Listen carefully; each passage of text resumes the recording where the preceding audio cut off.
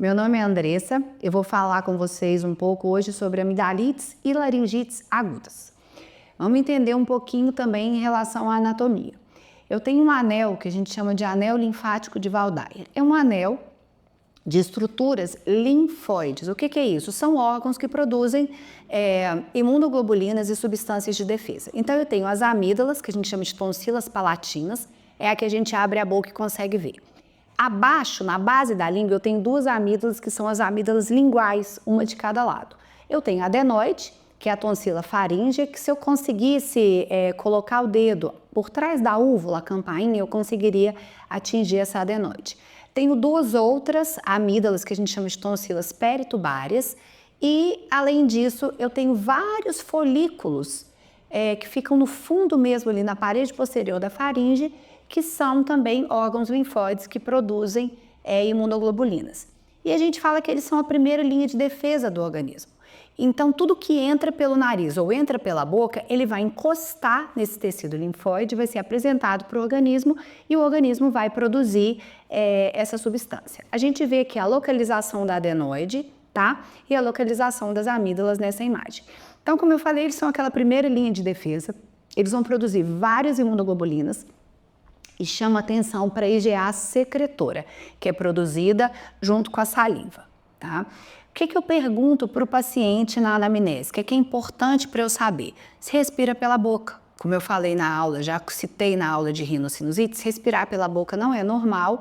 Esse paciente, ele precisa ter uma respiração nasal. Respirar pela boca quando eu estou fazendo uma atividade extenuante, subindo uma escada rápida, uma atividade física, é o que a gente chama de respiração oral de suplência. Isso é normal, isso aí é fisiológico e todo mundo precisa. Quem tem um preparo físico precisa menos, quem tem um preparo físico pior acaba precisando mais, mas todo mundo precisa dessa respiração oral de suplência.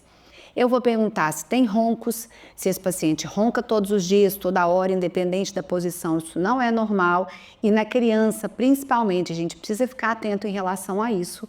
Tem dificuldade de alimentação? A criança que tem um padrão oral de respiração, ela acaba tendo uma frouxidão da musculatura, tanto da mímica quanto da mastigação e da fala. Então ela acaba tendo dificuldade para falar. Os pais às vezes falam, ele é preguiçoso para comer. Não é isso. Primeiro, ele precisa respirar e comer pela mesma via. Isso já é cansativo. E além disso, tem essa hipotonia, né? Essa fraqueza da musculatura. Importante perguntar a questão de infecções. Uma das indicações de cirurgia são infecções de repetição. Então é importante durante a anamnese a gente focar nessas questões. O exame físico chama horoscopia, é feito com a ajuda de uma luz, a gente precisa de um foco de luz bom, e os abaixadores de língua, que são espátulas de metal, de madeira, de plástico, que a gente usa para ajudar a expor as estruturas. O foco de luz é imprescindível, senão eu não consigo examinar a cavidade oral, e a gente vai pedir o paciente para abrir a boca, deixar a língua para dentro. É importante examinar a mucosa, tá? Os espaços entre a cavidade dentária, né, os dentes, e a bochecha, palato, que é o céu da boca, pedir o paciente para levantar a língua, examinar embaixo da língua, examinar a língua, lembrar que quem faz diagnóstico de câncer de cabeça e pescoço, principalmente da cavidade oral, é o otorrino e dentista. Então a gente precisa fazer essa horoscopia com muito critério e mesmo o generalista, ele precisa fazer essa horoscopia. Isso é um exame do generalista, não é um exame exclusivo da especialidade. Olhar o espaço retromastigatório, que são os cantinhos lá no final da língua, observar que ele pode ser sítio de lesão. Por fim, a gente abaixa a língua, lembrando que se você colocar o abaixador no terço posterior da língua, você vai induzir um reflexo de vômito para o paciente, que não é uma coisa confortável. Então, evitar colocar o abaixador de língua nessa região, examinar as amígdalas, a parede posterior da cavidade. A classificação das amígdalas é grau 1, 2, 3 e 4, de acordo com o espaço que elas ocupam. Se elas ficam dentro dos pilares, grau 1. Se elas avançam os pilares, grau 2. Se elas ocupam mais de 75% desse espaço entre os pilares, grau 3. E se elas se tocam na linha média, grau 4. A técnica, gente, é importante você sempre seguir a mesma ordem de exame, para você não esquecer de examinar nada. E deixar, por último, abaixar a língua, que é o que mais causa desconforto para o paciente, evitar induzir reflexo de vômito. Tem gente que faz isso muito em criança, porque na hora que dá um reflexo de vômito abre, consegue ver as estruturas melhores, isso não é aconselhável. E nós não somos dentistas, mas a gente tem que avaliar dentes, ver se tem algum dente em mau estado, alguma doença periodontal, alguma alteração de gengiva e orientar esse paciente a procurar a assistência. Falando das amidalites propriamente ditas, a gente tem as amidalites virais e as amidalites crônicas. Vou explicar cada uma delas. Dentro das amidalites agudas, eu tenho as virais e as bacterianas. E dentro das amigdalites crônicas, eu tenho processos inflamatórios e processos infecciosos propriamente ditos. Então, eu vou falar primeiro da amidalite viral. Como o nome diz, ela é causada por vírus. Então, tem vários vírus aí, rinovírus, adenovírus, e é aquela amigdalite que incomoda o paciente ali de 7 até 10 dias, é aquele quadro que eu costumo falar assim, dói ali 7 em 10, e não tem nada que melhore, não tem antibiótico, não tem anti-inflamatório, não tem nada que melhore. E a gente acaba vendo médicos e os pacientes fazendo automedicação e usando anti-inflamatórios de rotina. Não existe indicação de uso de anti-inflamatório. O anti-inflamatório aqui ele é único e simplesmente para tirar a dor. E aí a gente vai tentar usar medicações que têm menos efeito colateral para não trazer, não usar a medicação sem necessidade. Então, como é que é esse quadro? É aquele quadro insidioso. A garganta dói hoje cedo, dói de tarde, dói à noite, amanhã tá doendo do mesmo jeito e dói, já passou 2 dias, 3 dias, 4 dias e não melhora, mas é aquele quadro insidioso. Pode ter febre ou não. Tem esse mal-estar geral, pode estar associado a algum quadro nasal, uma tosse, uma laringite ali onde eu tenho uma alteração da voz, mas é aquele quadro que vai arrastando ali, tá? Placa, pode estar presente? Pode. A placa não é exclusiva da amidalite bacteriana, mas ela tem uma característica diferente. Então, esse exudato, ela parece uma plaquinha branca mais fina. Então, não tem nada, gente, que eu fale, é amidalite viral por causa disso, é amidalite bacteriana por causa daquilo. Eu tenho que juntar a minha história clínica com os meus achados no exame físico, tá? Então, a gente acha essa placa. Se eu tenho dúvida, eu posso pedir um hemograma. E nesse hemograma, ou ele vai vir normal, em geral ele vem normal nas amidalites virais, ou vai ter um aumento dos linfócitos, que são células sugestivas de processo viral, ou até uma baixa desses linfócitos. Então, é um exame mais inespecífico. E o que dá mais trabalho na amidalite viral é você conseguir convencer o seu paciente que não tem nada que você possa fazer. Que não adianta ele sair dali e procurar outro médico, tentar usar um antibiótico e tal, porque esse antibiótico, na verdade, só vai ir contra as próprias bactérias da microbiota, da fauna ali, da flora dele. Então, a gente precisa orientar esse paciente, explicar que ele vai ficar usando sintomático só. E o que a gente prefere, em geral, é a dipirona intercalada ao paracetamol. 6 horas usa um, 9 horas usa outro, meio-dia usa um. Ambos são de 6 em 6 horas e a gente vai intercalando. E explicar para o seu paciente que ele vai ter que ter paciência e esperar, que é um processo autolimitado que vai melhorar. A amidalite bacteriana já é aquele quadro bem súbito, bem agudo. O paciente estava bem, de repente a garganta começa a doer, ele prostra. E os principais agentes aqui, o principal é o estrépito beta-hemolítico. É importante a gente entrar com antibiótico terapia precoce para evitar complicações. A maioria das amidalites bacterianas tem um curso super tranquilo, uma resposta boa, só que é um quadro bem exuberante. Febre alta, prostração, mal-estar, aquela queda do estado geral, o paciente ele fica bem alterado. Se a gente tem alguma dúvida, a gente pode pedir o hemograma. Nesse hemograma vai vir um aumento de neutrófilos, que são as células do sangue que sugerem uma infecção bacteriana. E aqui a gente vê a imagem, as placas, elas são umas placas mais purulentas, mais exuberantes, a amígdala está mais vermelha, ela está mais edemaciada, chama atenção, mas também é a mesma história. Ah, só a amígdala, só a anamnese? Não, tem que juntar as duas coisas para conseguir fechar um diagnóstico. Na dúvida, pede o hemograma. Atenção para aquele paciente que está usando antibiótico, foi feito um diagnóstico da amidalite bacteriana e não evolui bem.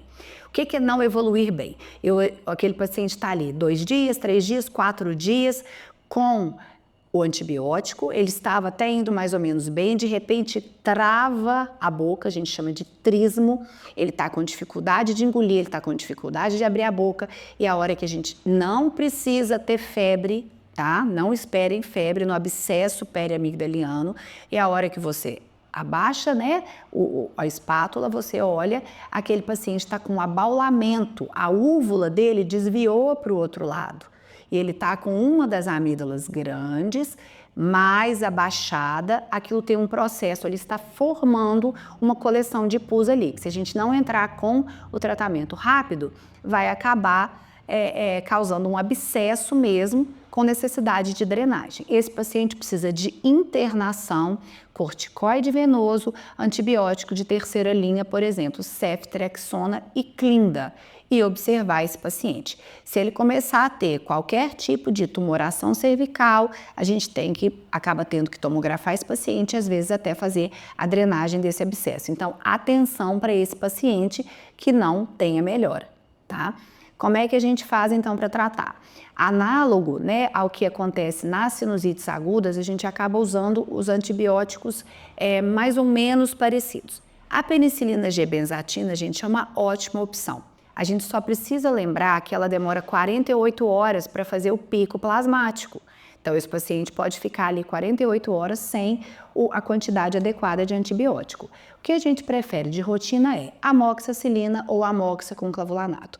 Elas são tão boas quanto e elas vão ter um efeito imediato ali, tendo um pico plasmático terapêutico, que é a concentração de antibiótico que você precisa para combater aquela bactéria no sangue, mais rápido do que a penicilina G-benzatina, que é a famosa bezetacil. Então, é preferível que a gente use a amoxa com clavulanato. Se o paciente tem alergia, a gente pode usar a claritromicina, lembrando que a azitromicina não é indicado.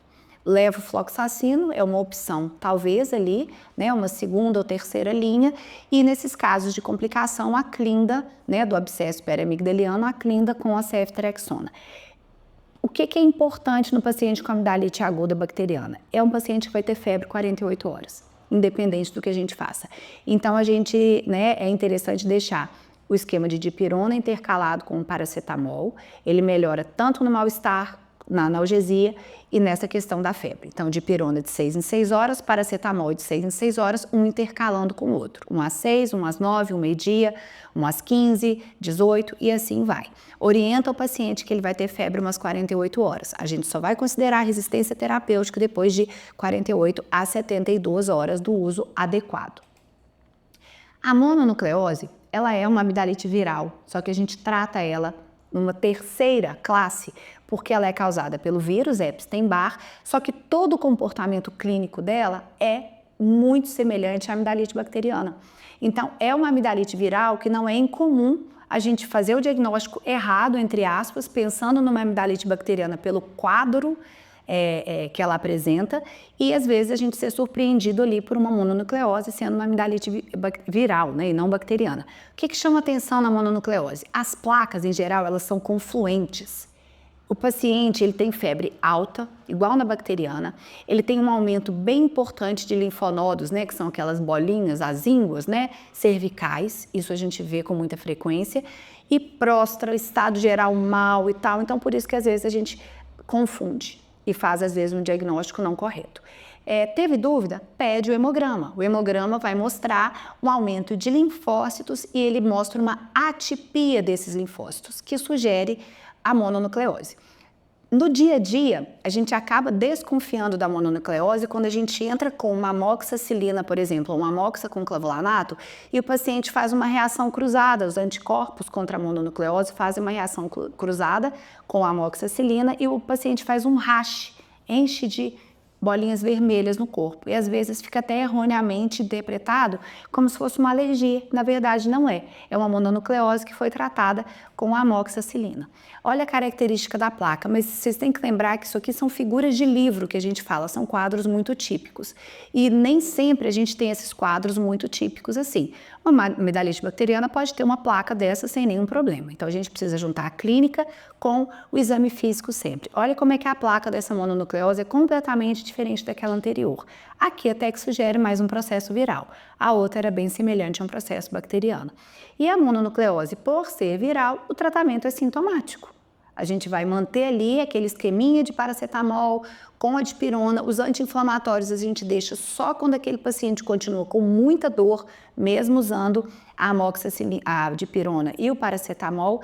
E lembrando que existe um aumento do fígado e do baço na mononucleose. Então, principalmente em crianças, é interessante que elas evitem atividades de impacto nas primeiras 2 a 3 semanas pelo risco mesmo de lesão e até rotura do baço e do fígado. A amidalite crônica, gente, o que é uma amidalite crônica? A primeira das amidalites crônicas é um processo de recorrências de várias amidalites agudas. Então, a primeira coisa que eu vou pensar naquele paciente que vem para mim com uma história que ele tem várias infecções de garganta, é que esse paciente é respirador oral. Lá no início eu falei da importância do anel de Waldeyer, das imunoglobulinas. Quando a gente dorme, a gente fecha a boca. E essas estruturas ficam todas ali de molho mesmo, na saliva, nas imunoglobulinas. Quando eu tenho uma respiração oral, isso acaba ressecando essas estruturas e eu posso ter infecções de repetição. Então, eu considero uma amidalite crônica quando esse paciente tem mais de 7 episódios em um ano, tá? Ou 4 episódios por ano nos últimos 2 anos, ou 3 episódios por ano nos últimos 3 anos.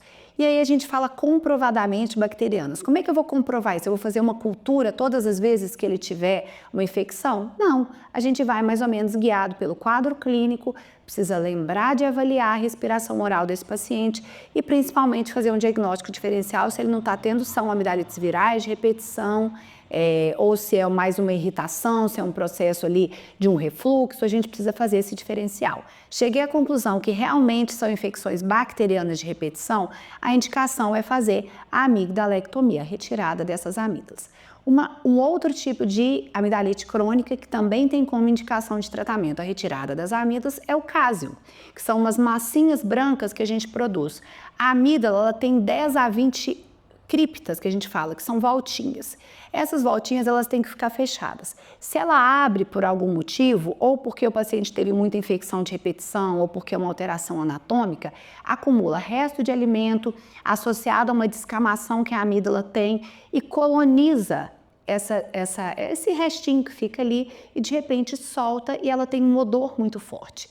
Então, a amidalite crônica, ela acaba incomodando o paciente pela halitose. O paciente fala, eu tenho mau hálito, aí eu vou lá, eu limpo, eu tento remover e aí machuca, e aí fica dolorido. Então, é uma indicação relativa de amigdalectomia.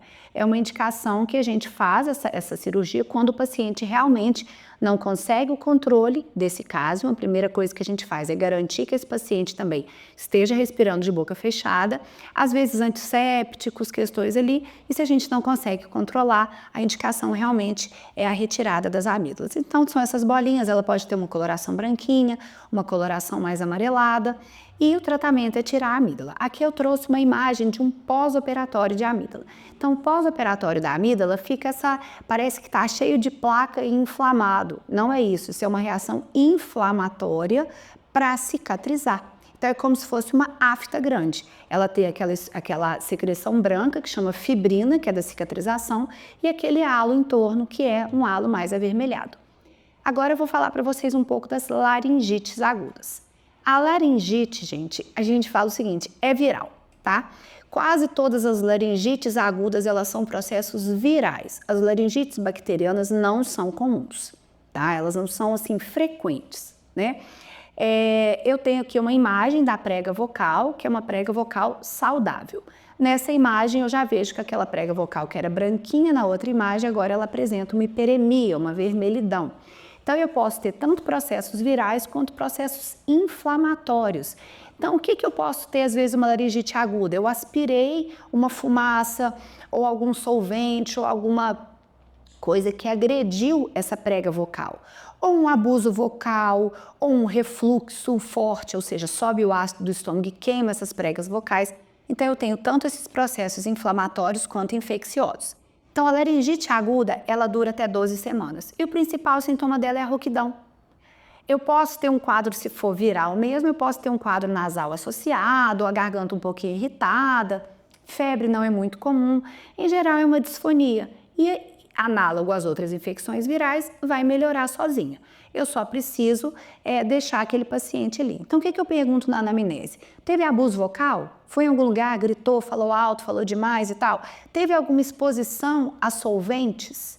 O profissional da voz, eu sempre vou ter um olhar especial a ele, porque às vezes naquela semana ele deu muita aula, é um profissional que eu acabo tendo que afastar do trabalho enquanto ele estiver disfônico, porque ele não pode ficar ali batendo uma prega vocal na outra enquanto tiver com essa reação inflamatória.